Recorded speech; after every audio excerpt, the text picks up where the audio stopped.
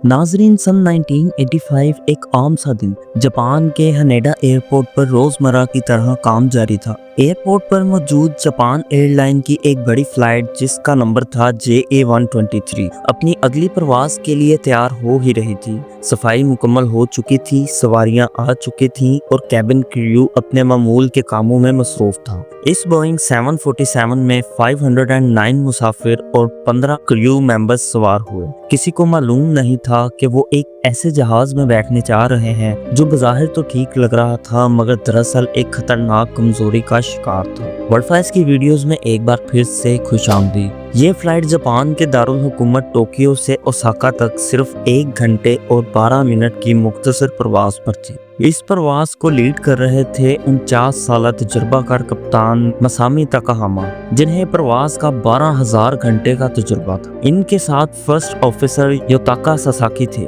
जिनकी उम्र 39 साल थी और वो जल्द ही कप्तान के ओहदे पर तरक्की पाने वाले थे। तीसरी अहम शख्सियत इंजीनियर हिरोशी फुकुदा थे, जिनका काम तैयारे के टेक्निकल मामलात पर नजर रखना था। कप्तान और इनके साथ मौजूद दोनों अफसरान इंतहाई तजुर्बाकार और काबिल थे, इसलिए यकीनन कहा जा सकता है कि 509 मुसाफिर महफूज हाथों में थे। मगर सवाल ये था कि आया तैयारा खुद इतना ही काबिल इत्मीनान है। शाम 6:12 पर जापान एयर 123 को कंट्रोल टावर से उड़ान भरने की इजाजत मिली। तैयारा आहिस्ता आहिस्ता रनवे पर चलते हुए फिजा में बुलंद हो।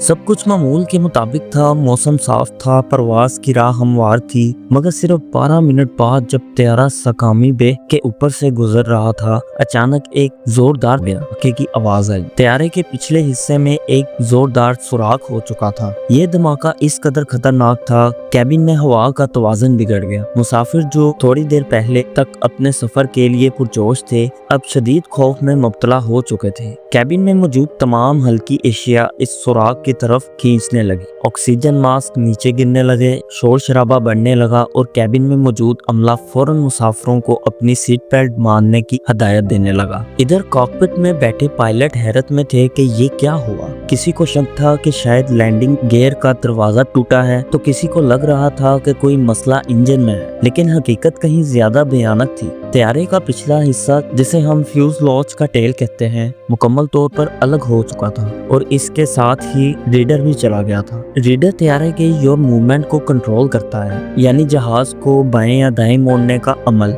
इसके बगैर तैयारा सीधा प्रवास नहीं कर सकता और ना ही आसानी से किसी भी सिमत में मुड़ सकता है। इस वक्त पायलट को अंदाजा भी ना था कि अब इनके कंट्रोल्स काम नहीं कर रहे। तैयारा अपने आप दाएं और बाएं झूलने लगा और ऑटो पायलट भी इस पर काबू ना रख सका। जमीन पर मौजूद एक फोटोग्राफर ने तैयारे की गैर मामूली हरकत को महसूस किया और तस्वीर खींच ली, जिसमें साफ देखा जा सकता था कि तैयारे का टेल गायब है। कॉकपिट में मौजूद इंजीनियर्स ने इतला दी कि हाइड्रोलिक प्रेशर तेजी से कम हो रहा है और फिर मुकम्मल तौर पर खत्म हो गया। जैसे ही ये हुआ, पायलट को समझ आ गई कि अब वो जहाज को कंट्रोल नहीं कर सकते। हाइड्रोलिक सिस्टम एक तैयारे का सबसे अहम कंट्रोलिंग निजाम होता है, जिसके जरिए जहाज के तमाम पुर्जे जैसे एलिवेटर, एलरॉन, फ्लिप्स और रीडर्स हरकत में आते हैं। बगैर हाइड्रोलिक के ये सब बिल्कुल बेकार हो जाते हैं, जैसे एक खाली खिलौना। 24,000 फीट की बुलंदी पर अब तैयारा मुकम्मल तौर पर बेकाबू हो चुका था। अंदर कैबिन में ऑक्सीजन की कमी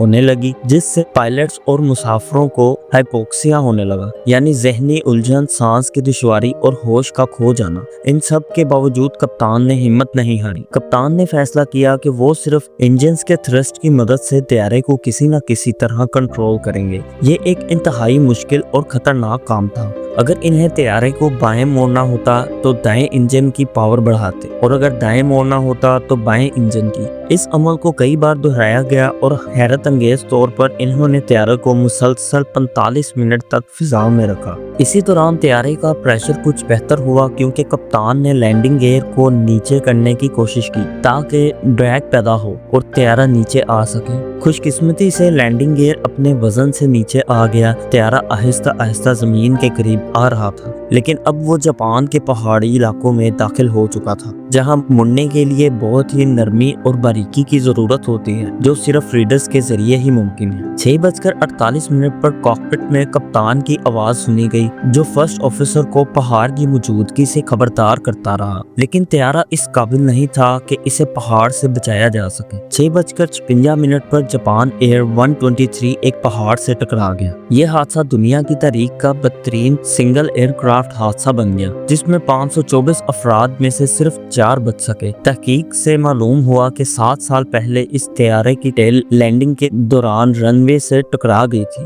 مرمت کے دوران بوئنگ کمپنی کے ٹیکنیشینز نے غلط فلائٹ پلیٹس استعمال کی، جو کہ صرف 11,000 پریشر سائیکلز کے لیے قابل برداشت نہیں تھے، لیکن طیارہ 12,500 سائیکلز مکمل کر چکا تھا۔ بعد میں جب 4 تجربہ کار پائلٹس کو سیمولیٹر میں یہی صورتحال دی گئی تو وہ طیارے کو زیادہ دیر ہوا میں نہیں رکھ سکی۔ حقیقت یہ ہے کہ جاپان ایئر 123 کے پائلٹس نے اپنی جان کی پرواہ کیے بغیر ہر ممکن کوشش کی کہ جہاز کو بچایا جائے۔ ان کی ہمت، قابلیت اور فرض شناسی کی مثال ہمیشہ یاد رکھی جائے گی۔ اگر آپ کو یہ ویڈیو پسند آئی ہو تو لائک، شیئر اور چینل کو سبسکرائب کرنا نہ بھولیں۔ ملتے ہیں اگلی ویڈیو میں، تب تک کے لیے اللہ حافظ۔